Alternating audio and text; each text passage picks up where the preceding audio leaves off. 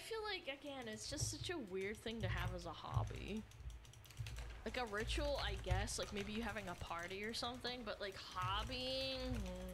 S.W.Frost is now live streaming Diablo 4 digital artist in so PSN is back hot. Outside of your window, 100%. That's super weird. This is an easy thing to not look cool while doing. Are you guys familiar with the Italian term sprezzatura? It's the ease at which you do things. So you can have an outfit, and if you look like you're not comfortable in it, then you don't look cool, but you can take that same outfit and put it in a guy who's chilling in it, and he's got sprezzatura. It's like... He's that cook, I forget what his name is. Chillness, and you look natural doing it. Yeah. If you look natural, smoking a stove, then you're Arnold Schwarzenegger. Yes! You look cool, and I don't care who tells me different. The Governator looks cool while smoking a stove. I smoke my stogie anywhere I want. Yeah, you're casual about it, but if it's like like you're constantly doing it or you're looking for an excuse to do it, I feel like you're not cool. Because I'm a stud. But as a hobby, that was from like a movie your whole chat. hobby is cigars. That's accurate. Don't smoke anything. Life's hard enough. All right, number 7. Clubbing. Clubbing ain't a hobby, dude. Clubbing is not a hobby, that's a lifestyle. No, if a guy or a girl walks up to me and is like, I love clubbing, and I'm like, what the fuck do you mean clubbing? What's clubbing? Like going to a disco or to raves, like stuff like that. My brother said that he used to go to raves like a long time ago, but he stopped doing it when he grew up. I don't know. I don't know. I feel like it's a lifestyle thing. Clubbing is a lifestyle, dude. I don't necessarily know if like going to a club and dancing is a very unattractive thing. Girls love dancing, and girls love a guy who will go dancing with them. But again, I think these people are imagining that first date. You're sitting across from each other at a restaurant. You're getting to know each other. And it's like, so what are you into? If off the bat some dude is like, I like clubbing, I picture Jersey Shore. Exactly, that's what I'm saying. Type guy, you know? A guy who's like, maybe doesn't have their priorities straight. I like clubbing. And clubbing, like, you also have to dedicate entire days to it. It's not like, oh, I'm gonna like smoke a cigar for like an hour, or I don't know, go out fishing for half a day. You know what I'm saying? It's like a whole weekend at least, like 2 days dedicated to clubbing. It's like, oh geez, got a problem. But that's not to say that going to clubs and dancing, like if this were dancing, I think it would be much more attractive. So what do you like to do? I like dancing. That's something to think about. So what do you like to do? I like clubbing. It doesn't have the same ring to it, you know what I mean? Number 6. Marijuana. Again, this falls under the category of marijuana is not a hobby, it's a lifestyle. Come on. Marijuana. As a hobby? Marijuana is my... Where did we source these, like, quote-unquote hobbies from, brother? Yes, it's a hobby. You're coping. Hobby. No. What are you into? Marijuana. It could potentially enhance your hobbies. Going to a movie, smoking a J, cooking after smoking a J. You know, like, it used to be kind of like an outlaw thing and allowed you to be sort of a rebellious person. But now that it's legal, it's just like drinking. It's like being... Yeah, like, if you're smoking all the time, like, every single fucking day, I don't know, man. I don't think it's necessarily unattractive, but if it becomes your entire personality, then that's a problem. Yeah, like, again, it's like the cigar thing. Like, yeah, it's... If you don't do it all the time and you act casual doing it, I guess it's kind of cool. But, like, if you're dedicating your entire life to it, it's, like, weird. Weed culture people? Yeah, I guess that would be, like, what it falls under. Into drinking. And so, like, if you were like, hey, what's your hobby? Oh, I like drinking. Yeah, drinking. It's like, yo, okay, this will be our last... I like doing shrooms all the time. It's like, okay. I like doing shrooms. That's my hobby. It's like, okay. Hey, again, to each their own, but as a hobby, just my opinion. So, something else that falls under that category is like someone who says, I like to taste wine every weekend for like a couple of hours just to like try new stuff, as opposed to like, I drink wine every day. Do you see what I'm saying? Like a marijuana is like a treat or something, right? You like, maybe you game while you're smoking weed, or maybe you cook while you're smoking weed or something. And 840 women. The number 5 least attractive hobby that a man can have according to women is funk.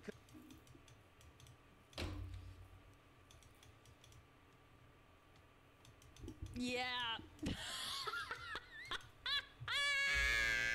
So, the first brand name on the list, collecting little things with big heads, is the number 5 least attractive thing that a man can do. Specifically Funko Pops. I have anime figurines. If you collect anime figurines, that's fine.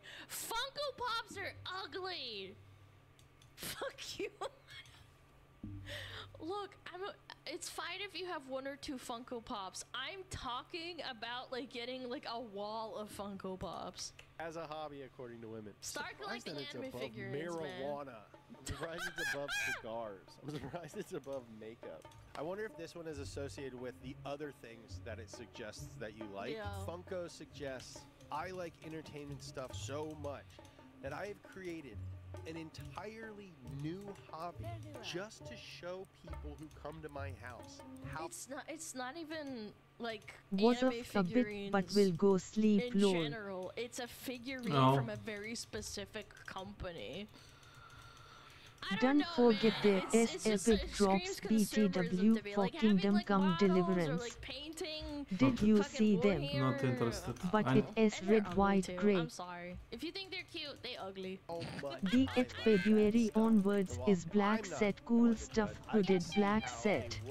It doesn't change the fact that I'm not playing the game. I didn't play the first game, I didn't play that one. You can get the GOG version and unlock those all drops items with console commands. You don't like the KCD. Might be nice old school like gothic blacksmithing stuff.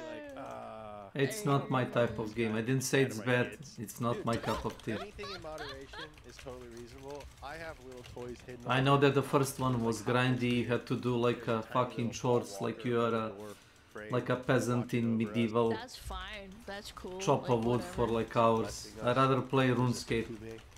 Fujiwara hidden somewhere. Picture it like Dark Souls.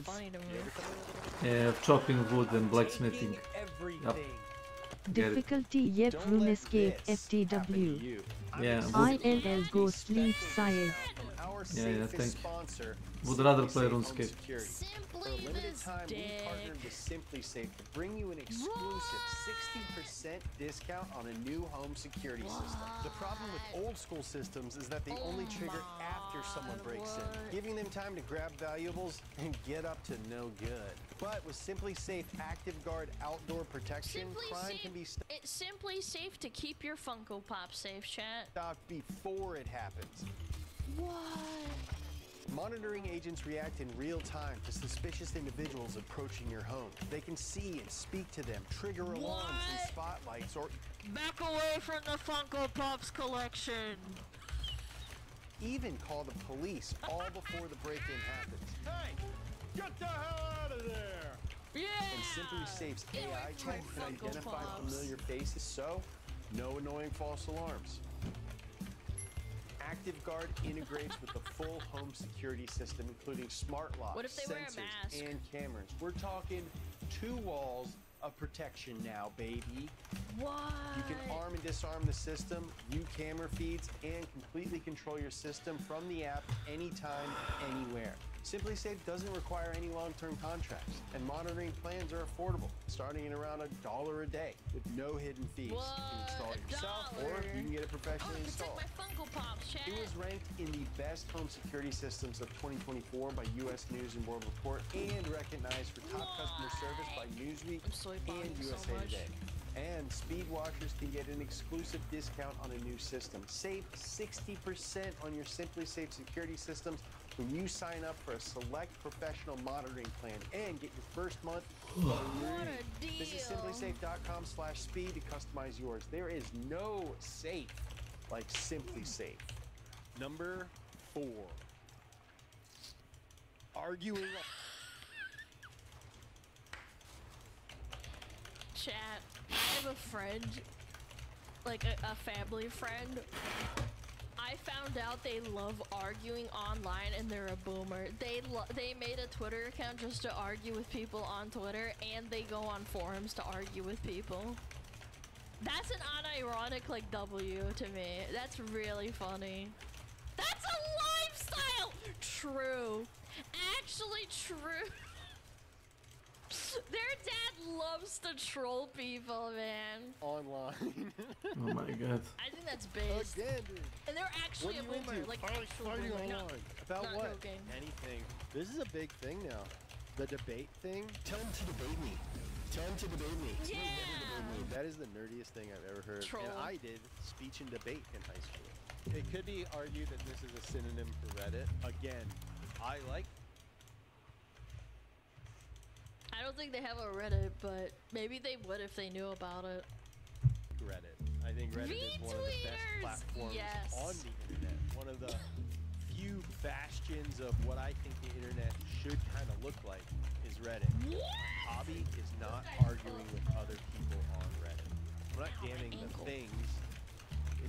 It's if it's your hobby. I will admit that I did argue with a Chad, I don't think that Reddit is exactly the pinnacle of the internet. few people when we uploaded our first few videos. Arguing. Reddit I don't know if I propaganda, argue with true.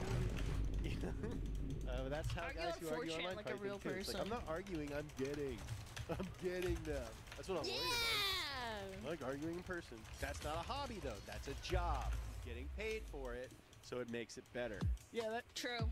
seems like a number 4. lawyer. It makes me really excited for 1 through 3. All right, number Woo! 3. I'm excited. Poor. Huh? Oh! Yeah, that's a yikes. If you say that's your hobby, yeah. No, chat, an N at the end. N. Being poor? Oh, but Jesse didn't want to write Yeah. it. We might get demonetized if we write. Should I say corn?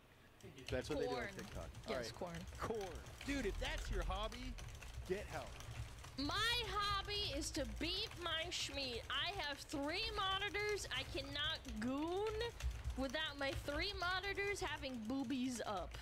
And if that is your hobby and just like right out of the gate, you're like, this is what I'm about, kudos to you for bravery. Much better to just come out with it and admit stuff and be about it than to bury it.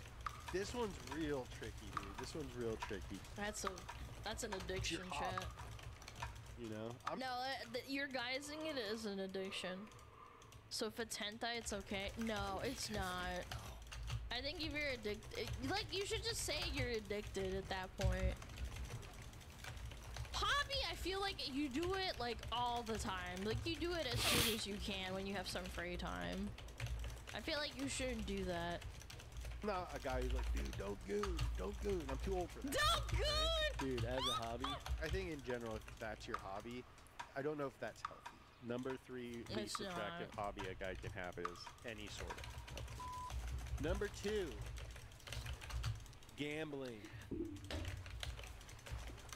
Who sourced this shit? Gambling is not a hobby.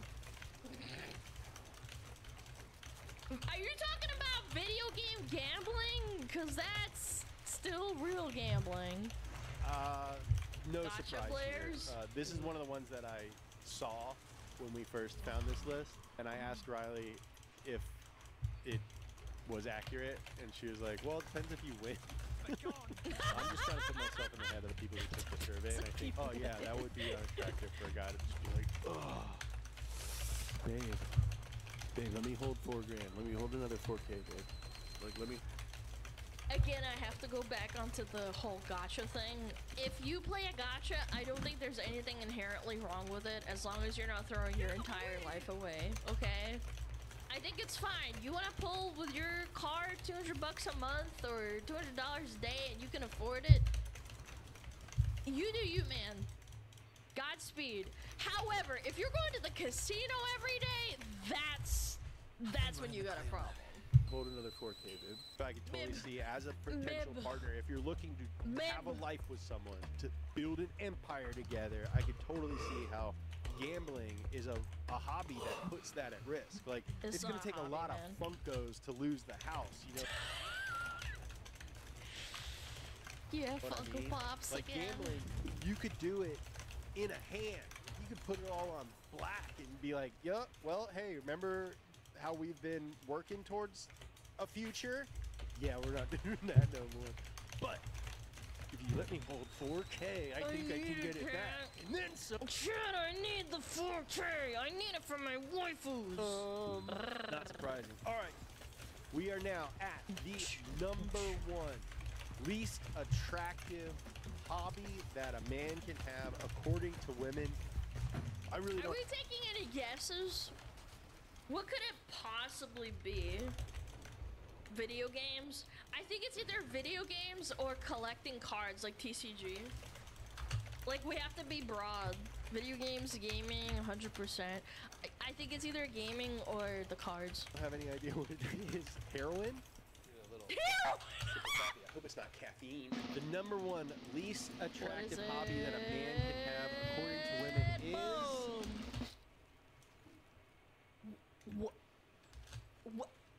What is that? Wait, we were all wrong. What? Welcome what to the hell my is channel. Manosphere? Excuse me? You're gonna have to explain this to me. Manosphere. Yeah, what the fuck is that? Guys on the internet. Stop standing like a nerd. Don't be a balanced broke. When you live life chasing your balance, you get happy. Oh, like getting scammed into giving them $2,000 for a course on how to be a man. Yeah, okay, yeah, I understand. Yeah, I think that's pretty valid. I think it's fine to listen to, like, podcasts and, like, listen to men talk online, but, like, giving them money and going to these fucking stupid conferences and giving them an exuberant amount of money, like, you're getting fleeced, bro. It's not really a hobby, though, is it? Again, it borders into the thing of, like, being a lifestyle because you're dedicating your life to this kind of thing. Yeah, buy my pheromone soap, or buy my beer that'll make your pee-pee, like, not shrink. I mean, what do I have to say about this? 98% of our audience is male, and a lot of them are young men, and I do acknowledge that there are... Cheese and crackers, hold on, let me go back into the stats, I need to look at that. Yeah, mine's way higher over here. Yeah, mine's like a distribution of here, and they're about like almost 50-50. Or not 50-50, but like 30-30. A lot of them are young men, and I do acknowledge that there are specific challenges and hardships that young men have to deal with, and I don't know if they are currently given the amount of attention that I think they should. But yeah, well, that's the reason they're exploiting it. That's why it sucks. Like, these people are like, oh, give me $2,000 and this course is gonna change your life, and it's like, that's not how it works. And again, they're exploiting men that are lonely and maybe they don't have a dad, and it's like, ugh. What's your ratio? It's like 3.5%, I think, female to male. Yeah. But like, I think that like this just preys on that fact and is sort of a perverse, nerdy way of handling that stuff.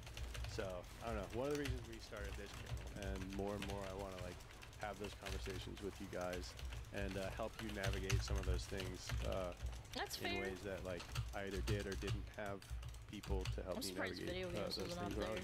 So yeah. Luckily, they are attracted to some stuff, though, huh, guys? We are here, guys. Here we go, dude. We're getting to the good part. Now, I'm not just telling you what's wrong with you. I'm giving you some stuff that might attract the opposite sex. All right. Number 5. Video most games. Come attractive on. hobby a man can have, according to women, is woodworking. I think woodworking. I think anything where you're like making something is kind of neat. Like painting figurines. I don't know. Woodworking is already one. I don't know. Maybe you like. What else is like really manly? Chat, what's like a really manly thing to do? I don't know, working on cars, I guess? Yeah, making your own furniture, building like models. I think that's like, yeah, welding, sure. Like, again, it's things like where you're doing stuff with your hands. I think that's neat, sure. Dude, this is like, again, That's like- they were, everyone that's like was given a basics list, 101. and they had to be like, okay, yeah, that would be attractive if someone did that. Like, of course, woodwork, like working with wood, a super attractive thing. Nick Offerman would. Or we could even go as far as making your own like models or software, or like making your own programs. I wouldn't even say directly even the physicality of like doing stuff. I think making things is also beautiful. Like digital art, or like, I don't know, like making your own little program, being smart and knowing how to like program a machine. I think that's pretty nifty. Works. That's Number healthy. 4, cooking. I totally get this. It's attractive to be able to feed your mate, feed a potential family. Dude, Yeah. Cooking is so attractive. Yeah, but that goes for women as well. Yeah, I just that's read 2 easy. Anthony Bourdain books, and I was thinking, Yeah. Anthony Bourdain is so known. The Bear. Oh, girls love the Bear. Who's We're all the buying Bear? expensive white T-shirts because of this guy. Matty Matheson, not a traditionally attractive man, but he's got zaddy Yeah, but he loves food, so you know he's good at it. status because Yeah, Matty the Mohawk Matheson. knows how to cook. This one Yeah. makes sense. If anything, I'm surprised it's at number 4. Makes me salivate for number 3. Number 3, most attractive hobby according to women. Playing instruments. I feel like that kind of falls into the category of making art or woodworking, in my opinion. I don't know. Jealousy's bubbling up a little bit. I think this is a best case scenario, worst case scenario. Yeah, and it's quite art, honestly, I'm yeah. surprised that cooking is not above playing instruments. I think when someone sees, oh, playing an instrument, they're thinking John Mayer. They're thinking this guy's gonna doodle on a guitar. He's gonna Whoa, Dominic fight me a bro. song like I'm in Oh, she's Euphoria biting her or lip. something. She's so attractive. But guess right what now. else is an instrument? The trumpet. Guess what else is an instrument? The tuba.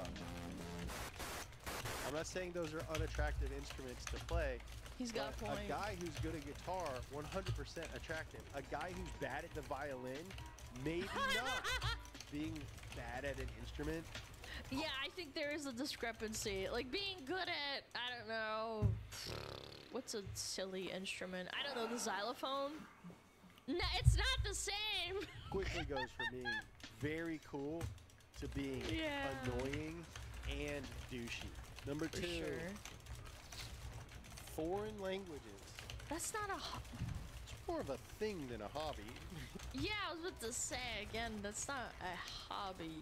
I mean, I guess if you want to learn a lot of languages. Yeah. Isn't it? And I think we're getting into like Twilight novel arena of women imagining men that don't exist.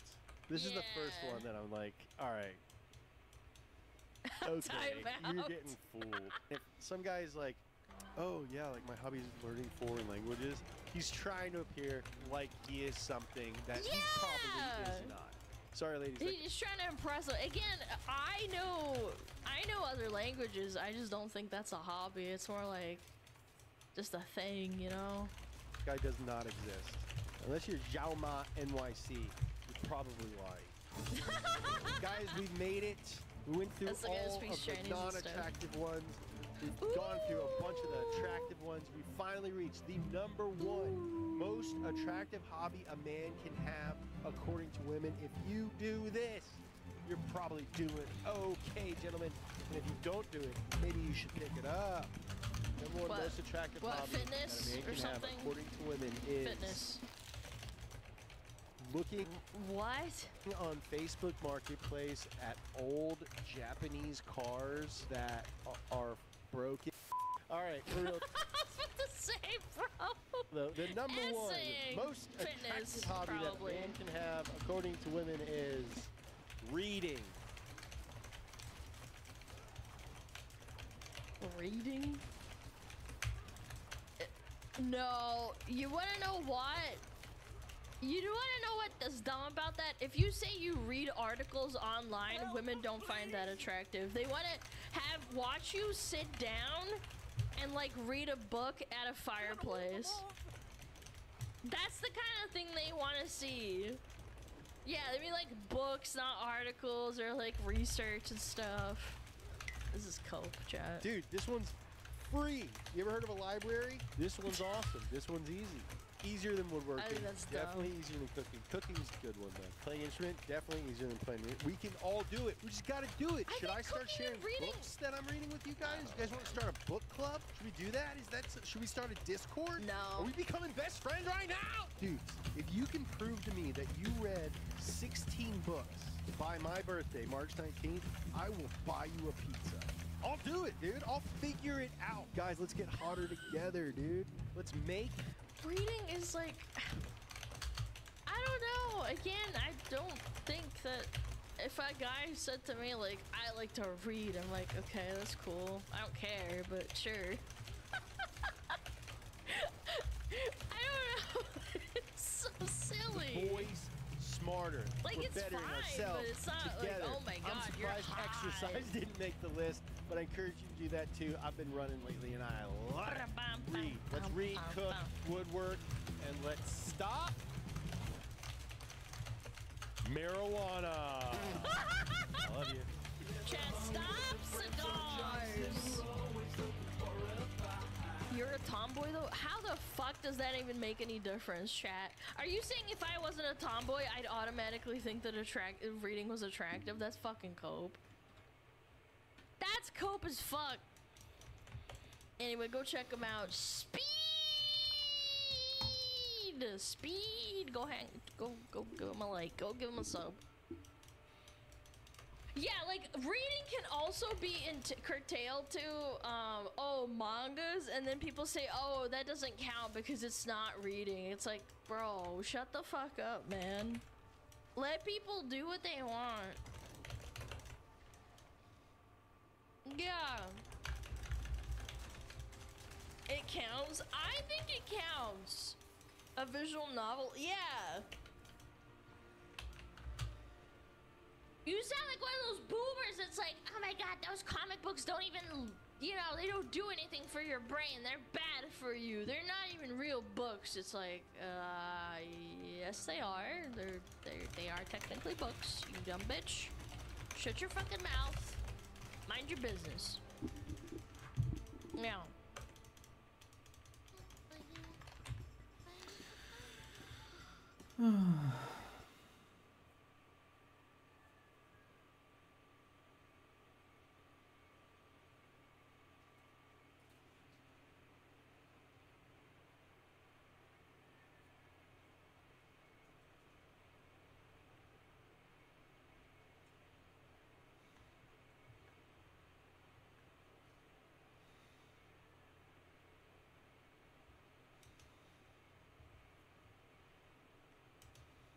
Hi everyone, it's Rax, bringing you a Path of Exile 2 video.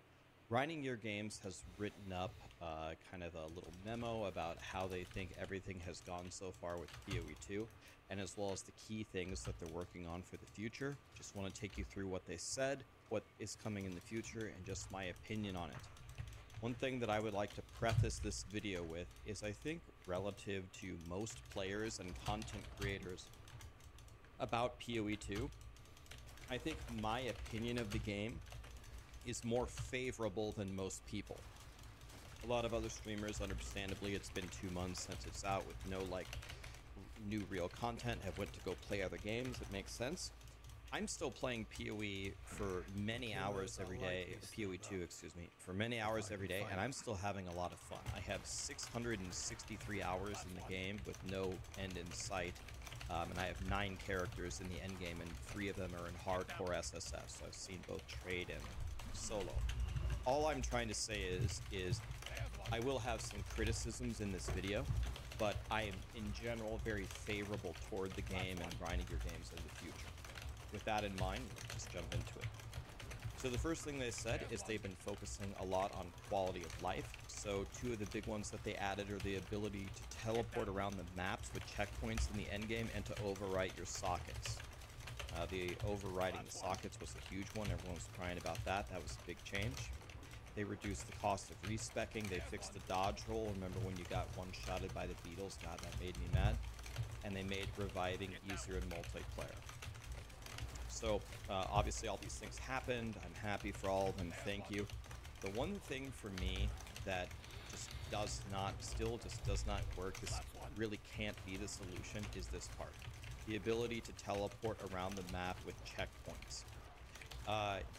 Yes, they added checkpoints, and then they added even more checkpoints, but I was mapping all day today, and there were still many times where I left an elite in the middle of the map, and there's just a checkpoint at the end and at the beginning. So no matter what, I'm still having this situation fairly often where I'm running back through half of the map, killing nothing.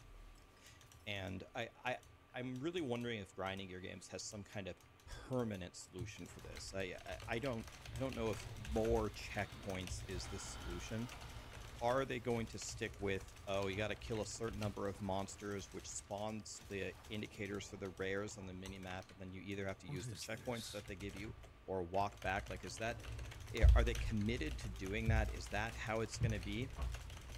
Or do they have some kind of better solution? I don't have a better solution to offer currently, but it feels like what they're currently doing just isn't right. The rest of these things I think made the game a lot better.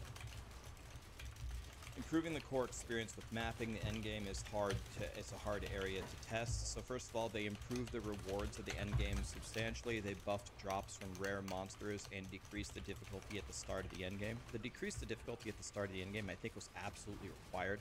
When you move from the campaign to starting the endgame, all the blasters and all the pro players they're going to figure out how to get through it no matter what.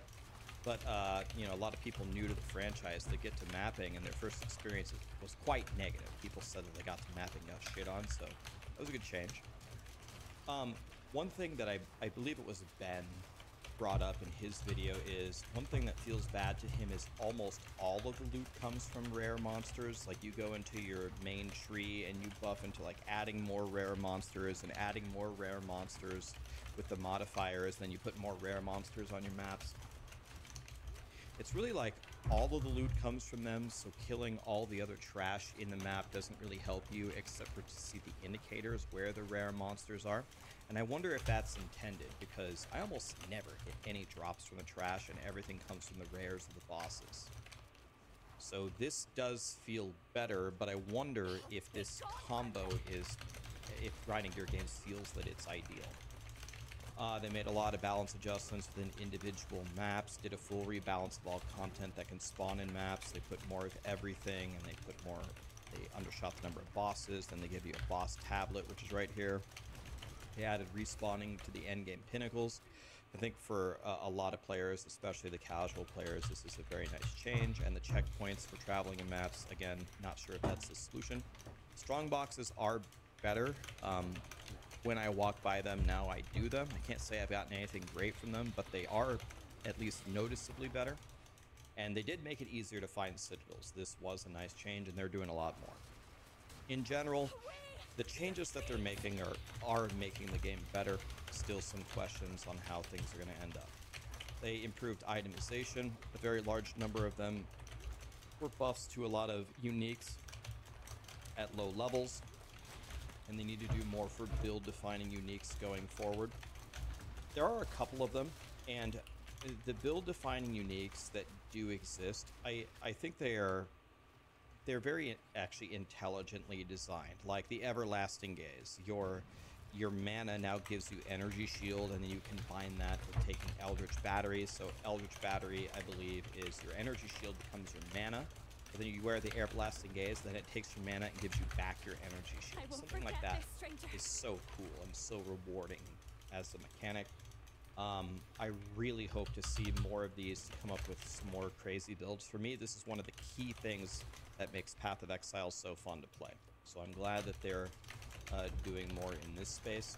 Bad balance outliers. They made changes to monsters and bosses to fix one-shots.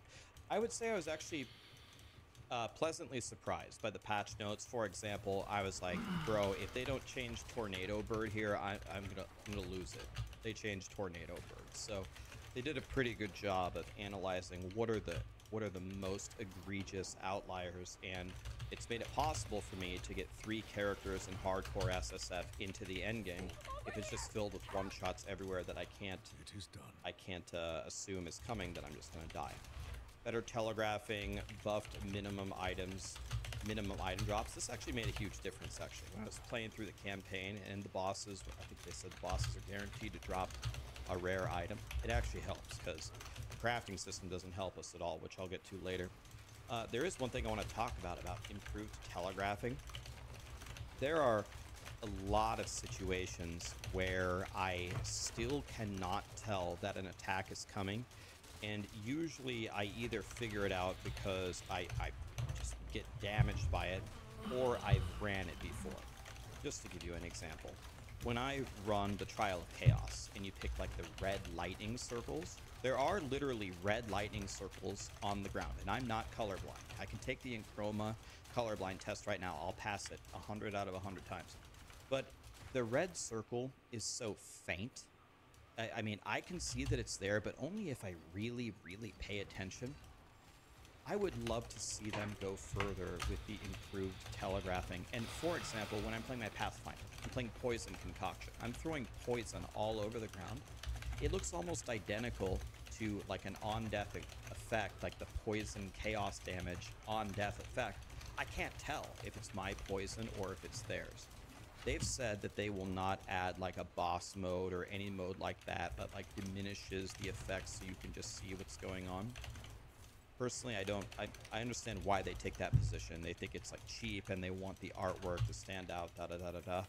But if we aren't gonna get that, I would really love to see them put way more effort into this, especially against the really, really deadly stuff. I need it to be like priority number 1 on my screen. I need it to supersede all the other effects, and I need it to be very clear that I need to avoid it. They adjust the difficulties in the different trials. On the player's side of things, they did a big pass to improve the balance of many skills, but there's a lot more to come. There needs to be a lot more here, but it's like 1 patch into early access, so I'll give them a pass on that one. They attempted to address some of the more overpowered player skills, but backed off someone in order to prevent breaking people's characters. We initially thought that there would be more tolerance for this kind of thing during early access, but we were incorrect. We'll save those changes for larger balance updates. I give Grinding Gear Games credit. They did a big nerf. They nerfed Cast on Freeze Day 2, bricked everybody's sorcerers. Everybody got mad, and then they said, okay, wait, let's dial it back. We're gonna make the changes, but as part of a big patch. I think there's 2 sides of the story, right? So first of all, Grinding Gear Games is developing the game, and they want to develop the game into the game that they want it to be, and they have the final say. We, you know, we're the players or the audience, da-da-da-da-da. We can voice our opinions very strongly on what we want to come into the game, but at the end of the day, they're the ones coding it. They're the ones who press the release button. It's up to them, right? But even though this is an early access period to gather a bunch of feedback and data, remember that a lot of people are just simply enjoying the game. They paid for early access for PoE2, and they're just enjoying the game and building up their character. If you just crucify every powerful thing every week, it doesn't give anybody a chance to stick with anything, and you're gonna hurt a lot of the player base. Again, me, I'll just make another character. I don't care, but the huge chunk of the pie is gonna care if their characters get nerfed every week. I think this is an awesome realization on them. Even though it's an early access, it's a playground, they should be allowed to do whatever they did. they want to do. I think they should save it for big content updates unless there's something horrifically wrong, which they said right here they'll fix. This crashes and performance issues, a lot of stuff here. They're fixing it. They explain a lot of things. They're trying to fix more of it. A lot of people crash all the time. It's a big problem. It's here. Cool. This is the part about the future. The biggest problems. Major balance issues with many players' skills builds being too high or too low. Not enough character build options, including build-defining uniques. Endgame progression balance is off. Not enough cool things to find in the endgame. I'm going to talk about all these. I got paint ready. And one final thing that they said is they plan to release major content updates for PoE 2 every few months. And we'll announce it as soon as we can. So I am thinking that my initial timeline for another bigger patch was wrong. I was thinking it was going to be sooner, like within this month. Judging by reading this sentence, if I can read between the lines here, I'm thinking like it's not coming in the immediate future. So now I'm thinking like maybe March, like at the earliest. That's the way that I interpret it, but I could be wrong. Okay, let's talk about the future stuff. So the first thing, balance is off in the game, things being either too high or too low. I agree with this. Of course, it's early access, like one patch in. People say, God, I hate it when people use the excuse it's early access. I'm not really sure where that anger comes from. Maybe someone can explain it to me in the comments, but they said it was early access, and they said the real game doesn't come out for 1 year, and they said they're going to make a bunch of changes. So, I don't know. When I hear that, that's fine. I don't mind this at all. They'll fix it. I have confidence in grinding your games. Again, I have a favorable opinion here. However, one thing I want to talk about here is, obviously when something is underpowered, when it's too low, crossbow reload speed feels like shit early game, or early game warrior feels terrible, da-da-da-da-da. Okay, obviously, everyone can agree, developers and players, that that's bad. But one thing that people won't always agree on is when the balance is too high is bad. Now, one thing is, the whole point of an ARPG is the end game power fantasy, right? You start off with a character on a stick, with a stick on the beach, and then you eventually become a god capable of taking down the pinnacle bosses with relative ease, right? The whole power fantasy there, you become a god. But there is such a thing, definitely, as balance is too high, and I'll just point last season, Diablo 4, to the Spiritborn. It was actually so stupidly strong relative to almost everything else that it actually kind of just invalidated not just the other classes, but almost the entire game. They were just so strong all the time. That was like a taste of how like God mode from the beginning actually takes away from the game as well. So I agree with both of these points, that it is a problem of too high and too low. The Gemling Legionnaire, at least the 500 Divine version, where you have, you know, the Pillar of the Cage Gods in the Hands of Wisdom in action, certainly you should be able to reach at God level power, but even the levels that they're reaching, as they had explained on the chat that they had with DM, I think it's too high. So I agree, it's both of these things. Not much gets past me. Then they said that there's not enough character build options. So we're going to get a lot more base classes and a lot more ascendancies. People are going to get really upset at me for saying this, but I'm going to say it anyway, because it's my opinion. I actually don't think, I don't log into PoE 2 and say, I don't have enough cool builds to make, and that's taking away my fun. I have 9 characters in the endgame, and I can think of a lot more that I could make. I think they're already doing decent in this department. And by the time that they release, they're going to have double the number of base classes, right? And triple the number of ascendancies. It's 12 and 36. Right now we have 6 and 12. Is that it? I don't know. Do I have that right? Something like that. Way more options. So I don't think they're doing so bad in this thing. But one thing that keeps getting brought up, which I didn't really hear a big sense of urgency from them, and I think this is a big problem, is how you build defenses. You want to know what I do on every class? I start out my class and I say, okay, any class, warrior, ranger, mage, it doesn't matter. How do I get you as much energy shield as possible? That's literally all I think about. And if a character, maybe like a warrior, may really struggle to build energy shield, then I'm starting to worry. It's like, okay, what exactly am I going to do? Evasion is decent because you can go get acrobatics and stuff like that, and the monks kind of do the hybrid thing with the energy shield. That kind of works. But I still think armor is garbage, and I think life is garbage. And you can correct me if I'm wrong, but I have seen really no solid examples where these things are not true. I think I would love to hear their thoughts on the state of defenses and what we plan to do about it, because this to me is where I feel extremely limited. How do I make my character live? I feel like I've got one really good option, one decent option, and everything else sucks. That being energy shield and evasion.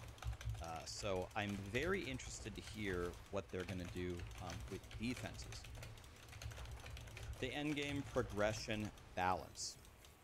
So one thing that I was talking with my stream with today, and again, I want to preface this by saying something here. Grinding gear games does a lot of times a very good job in making you make a choice. They give you choices, and they force you to make a choice, which is good. But both of those things working together are good. And what I mean by that is, like a counter example, when there's just one way to do everything and everyone's doing the exact same thing, the game sucks.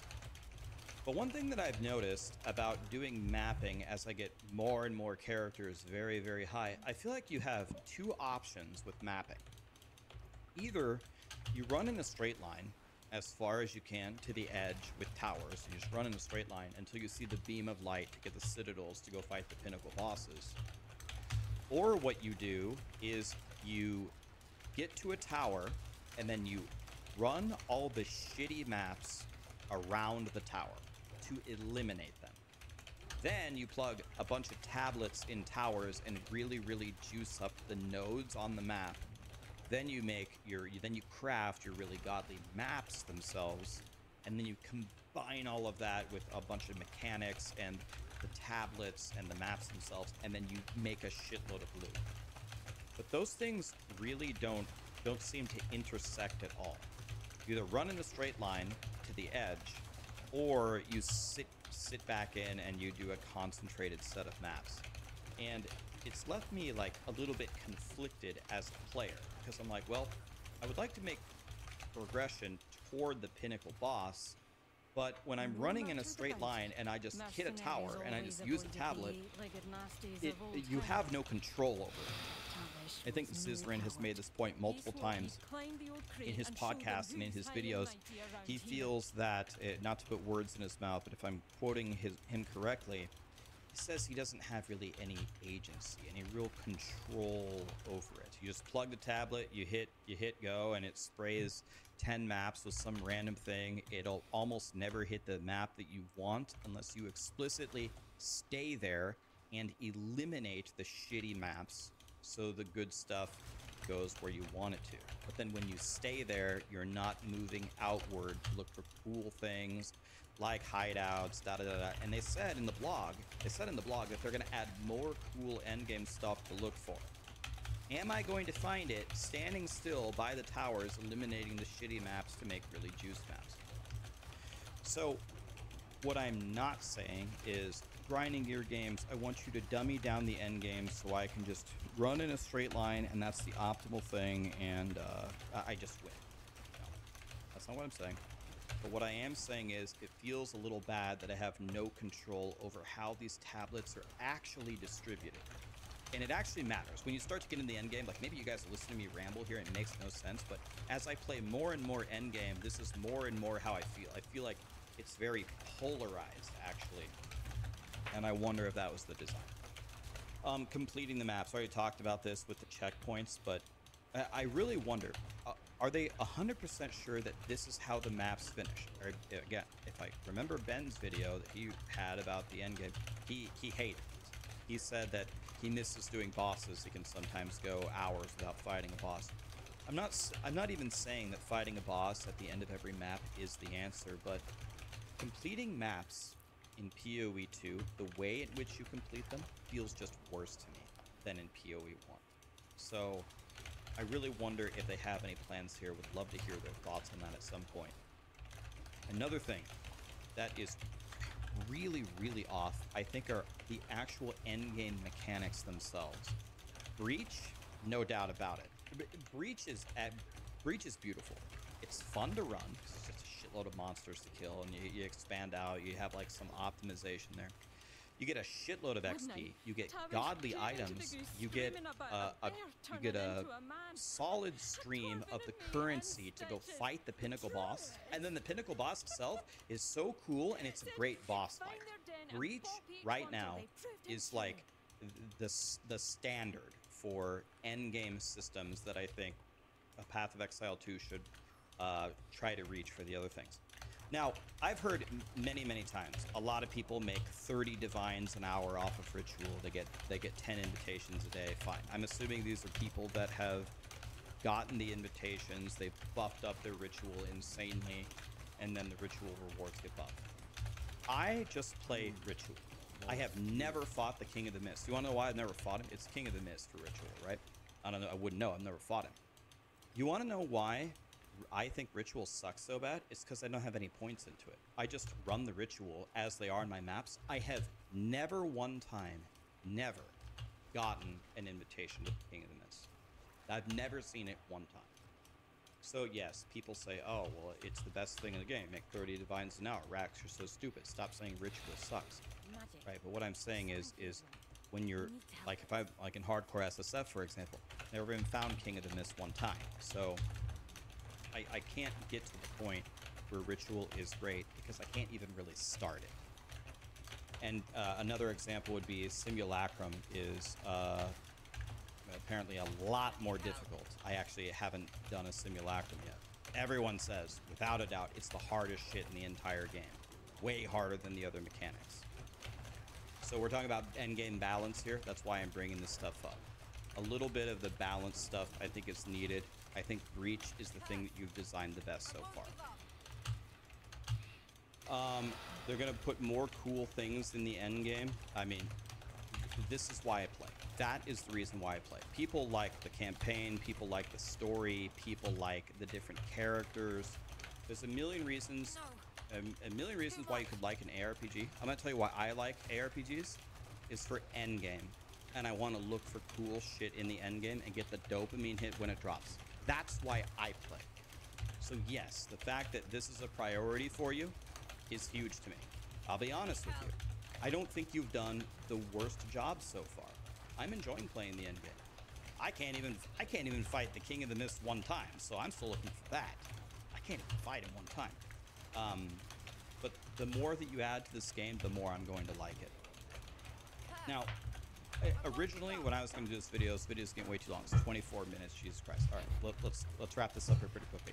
I actually had a huge list that I was going to talk about here about a million other things. Where okay, they put 4 things that they're going to worry about in the future, but I am very surprised that at least one of them did not make the list, and that's crafting.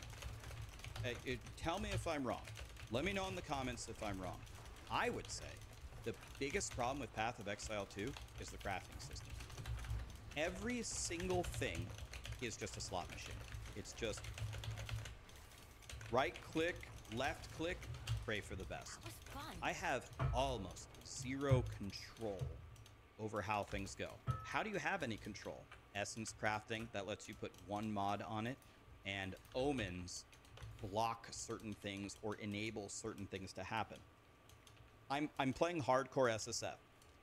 I have 3 very powerful, very high level characters. A 92, a 90, and like an 83 or something. You want to know what I do with crafting? I just transmute, I augment, I regal. It's always dog shit. I put it in a stash and I 3-to-1 it. Meaning you turn 3 into a new one and identify it. And that's usually trash. And I just do that 1,000 times until I magically hit the +5 lightning on a wand. That's what I do. I don't know of anything else. And the crafting in PoE 1 was so good. Let me just give you one example. It's a simple example, but let me give you one example. I'm playing through the campaign. It's 10 acts, right? Well, for a lot of players, the campaign is almost the entire season, right? Most players are casuals. Most players are not going to run a million maps, right? So the 10-act campaign is actually a huge chunk of the game for people. You want to know what you do in PoE 1? Whenever you get a yellow of any kind that's even remotely decent, you go to your hideout and you go to your crafting bench, and for almost no currency, you can add one fairly chonky stat of something that you need. You get boots that have dual res and life, but they have no movement speed. No problem. Boom, hideout, movement speed. There you go. One example. You want to know what I do in PoE 2? I just keep killing monsters, and I just keep looking at the yellows, and I just pray that the yellows are good, because I'm never going to find enough exalts to exalt something into something good. I'm going to find no alchemies. I'm going to have practically 0 essences. And my second best option is buying gear from the vendor, if I can acquire the gold to do so. I think this is borderline one of, like, probably the biggest problem with PoE 2, is it not? Or am I crazy? I'm very surprised that this was not on their list of things to be updated. But maybe I'm missing something. I'll say one more thing. Out of the whole list, one thing that takes away from my enjoyment of PoE 2 the most currently is on-death effects. So part of it goes back to what I was talking about the visibility. Fiao. I'm playing poison Welcome concoction, to my I'm throwing channel. poison, and I have the decompose No, boots. So howdy. it's poison and decompose in the entire map. My whole map is green. I can't see anything. So I just run forward, and then, oh, every once in a while, half of my energy shield is gone. Boom. Didn't see anything. But I'm never gonna see anything, because the whole ground is green. So, it's not just the visibility part. I'm very surprised about what it has turned into. Is when I get a really, really powerful character, unless I'm like insanely tanky, I can go into a room and clear the whole room. Like I blow up the whole room, and then I wait. I wait like 2 seconds, because I just I'm not paying attention to what debuffs or buffs an elite has, or what the trash mobs have. I just assume something has an on-death effect of something. So I just sit there for 2 or 3 seconds, boom, boom, boom, boom, boom, oh, whatever, and then I move forward. This whole like stop and go play style in the end game, to me, it's just such a buzzkill. It's already a lot slower. It's gonna be a lot slower than PoE 1. PoE 1, you're absolutely zooming, right? I'm already playing slower, but then I'm playing slower with the stop and go scared mentality. Eventually, you get your energy shield to like 10,000 on a lot of these characters. And then it's like, okay, I'm so strong now with my Grim Feast, it doesn't matter, whatever. Let 3 death effects hit me at the same time, I'll probably be able to tank it. And then you just deal with it that way. But I actually really think that this is taking away from the game. I think I would I don't even want PoE, I don't even want grinding your games to make the game easier. You could make the monsters themselves more difficult and harder to kill, or more vicious, as a way to compensate for this. But this being the main way that you scare me in dying, to me is actually just a total buzzkill, and is way less fun than if you did it in other ways. So, for me personally, right now, 670 hours in the first 2 months, still playing, still loving the game. I'm very surprised to see crafting and on-death effects not there. That'd be top 2 for me. What would be your top 2 that isn't on the list, or is it the top things that that grinding your games has put here? Anyway, what's the time? 30 minutes. I gotta end the video, guys. Sorry, I didn't mean to ramble, but I really wanted to talk about this. I really care about this game. I hope you guys are liking PoE 2, and I am looking forward to what grinding your games is going to release. They are making the game better all the time. I'm interested to see what's coming next. Thank you.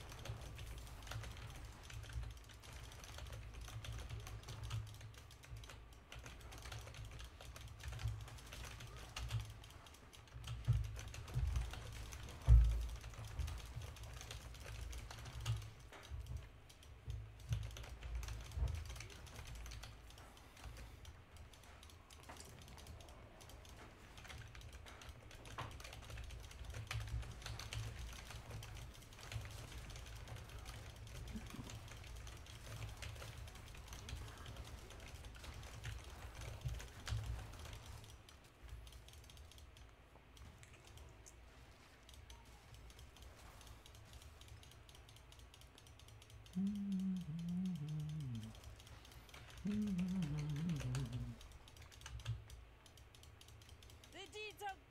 didn't do this for you, you know. Who's... I'm going to stay a while longer and finish this last pint with Tavish.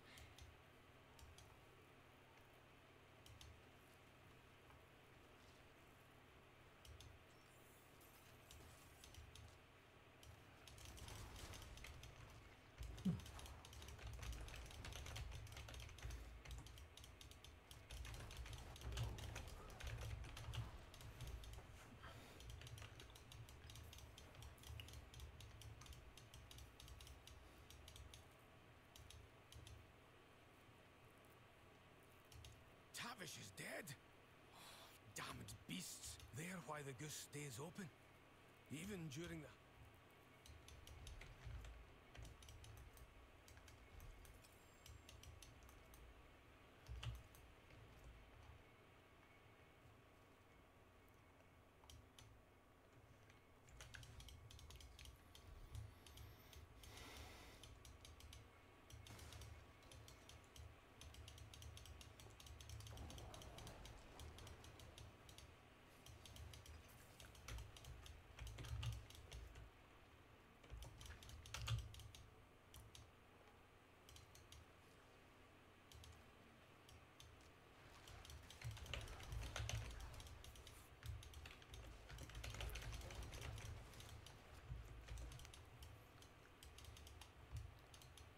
I'll probably just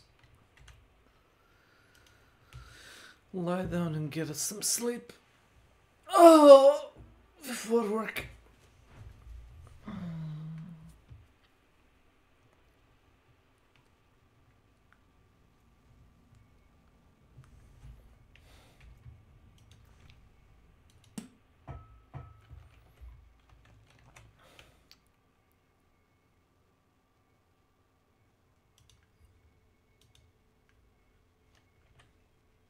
These are 10 characters that Family Guy killed